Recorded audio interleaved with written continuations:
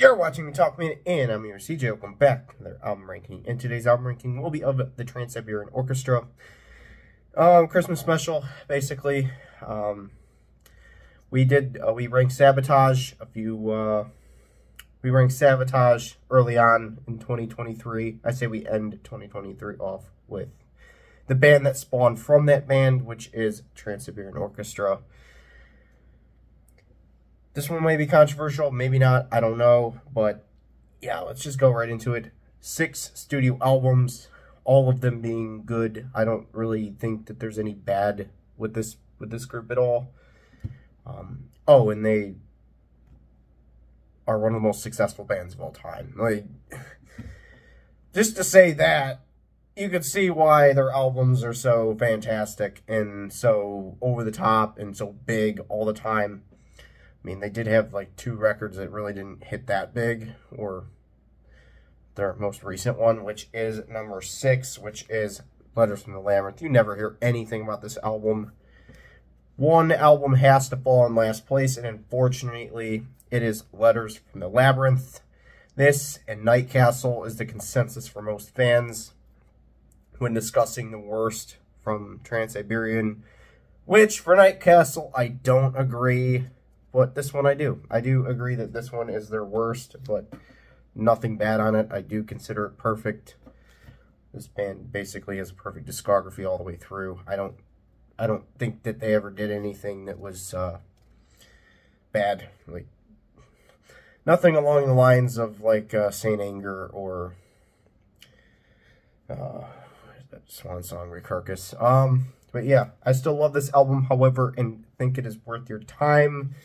Best one on here, that one is going to be hard to pick. King Rurik is pretty good, probably that one. I didn't really mark down which one my favorite was because I wasn't going to really like go into that because, well, it's kind of hard to pick a favorite for that one. Number 5 might be a little bit controversial, which is Beethoven's Last Night from 2000, their 3rd studio. Purely flawless, as this album is about Beethoven's last night on Earth, as the title says, featuring some of Beethoven's symphonies. This album truly shows the Trans-Siberian Orchestra is not only Christmas, which they're the most known for is their Christmas albums, but can have other ideas and execute them with perfection. Another thing about this album is it amazes me is each vocalist plays and voices a different character, as that just adds to the greatness of this album. Kind of like what Avantasia does as well. Another band to check out that has this like opera style, and every one of their albums basically is different vocalists voicing different characters, and that's what this album is. Best song here is What Is Eternal. Probably one of my top favorites from Trans-Siberian. Like, a lot of the Christmas albums have some of the biggest songs on it, in my opinion. But speaking of Christmas albums, The Lost Christmas Eve might be a little bit might actually make some people a little bit mad, but really, in my opinion, I'm not one of those fans that only like the Christmas trilogy, which is proven by the placement on this album. It is at number 4. That means there's one non-Christmas album somewhere above it. The album is fascinating and captivating from start to finish, with more of their most popular songs featured. One of their biggest records, and for good reason. Like the first 2 of the Christmas trilogy, they are a must for December. Another one that I quite frequently revisit during this time of year. And yeah, the guitar work, the vocals, and all the other instruments are just put together masterfully. The best song here is, of course, Christmas Canon Rock. You can't go wrong with that one. Yeah, it comes in late at track number 21, which kind of is a little bit late for a song like that, but yeah, it just ends it off with just a bang, honestly. Number 3 is, well, the double album Night Castle from 2009. It takes up 2 discs and is Trans-Siberian's longest album with the discs. For the story-wise, I don't know. I didn't add it up, but yeah. 2 hours for this whole, to listen to this whole, like, CD copy from, like, first one to the, it's just phenomenal. Not a second is wasted as the original songs and the renditions of the famous symphonies drive this album to be at here at number 3. Absolutely love this album. I can already see the comments on this one, as this is considered probably it. Most fans have put this at last, but for expected for the runtime, probably not including the bonus tracks. If I was not to include the bonus tracks, I don't really because I'd never really include the bonus tracks, but for this band I did. So yeah, expected for the runtime, it would probably fall last for most people, but for some reason I love the runtime on this album. I think that it is worth 2 hours to listen to this full thing. The vocals are on point as always, with each song bringing a new edge. Best song here is on the second disc, Father, Son, and the Holy Ghost. Absolutely a fantastic song. One of their best. If you've only listened to their Christmas trilogy, please listen to that song because it is phenomenal. Number 2, Christmas Eve and Other Stories, their debut album. The legendary debut, and what a debut it was. An album that stands the test of time and is a must for this time of year. Every song is a bop, honestly, created to be a journey all the way through the record.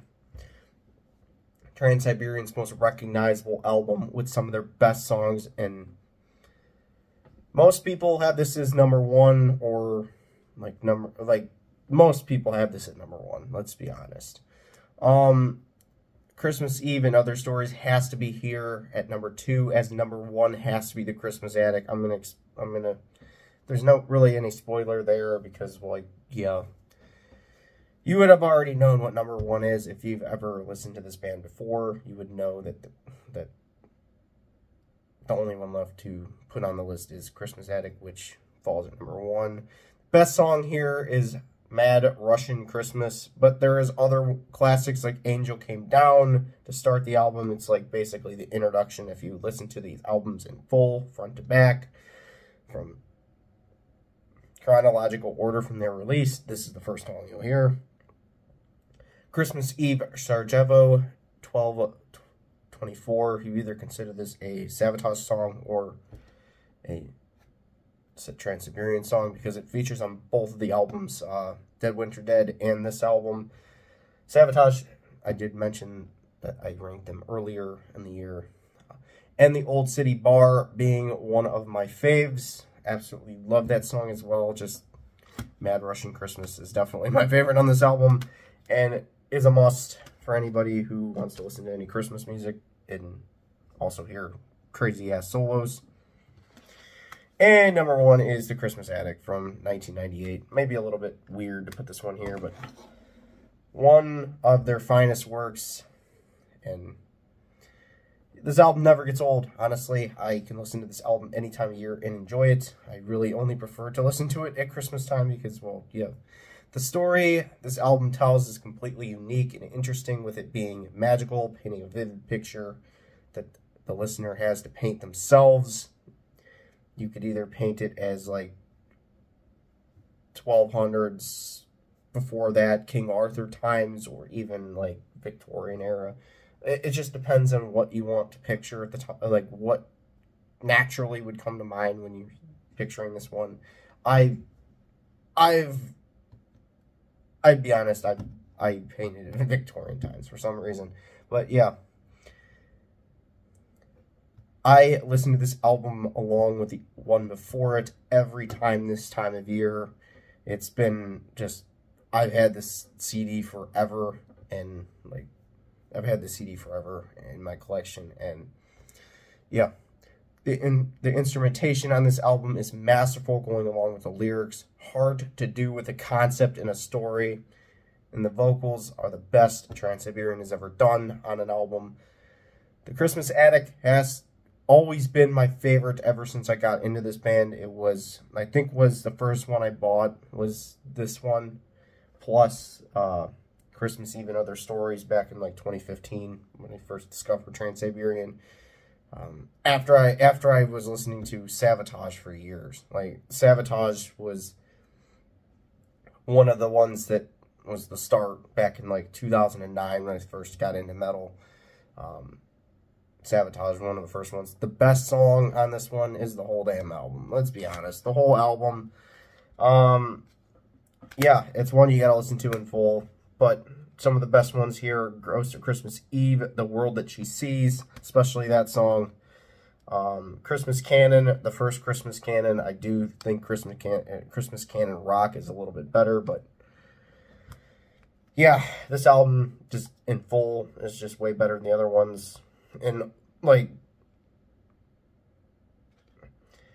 the music box, just basically anything on this one. So, yep. Hope everyone liked it. It was quite fun. We're listening to all these albums again, and yeah, this video is going to be up on Christmas, which is fine, because, like, but till next time I upload, which will be a little bit kind of prolonged, because, like, I got holiday stuff to do still, but yeah, peace.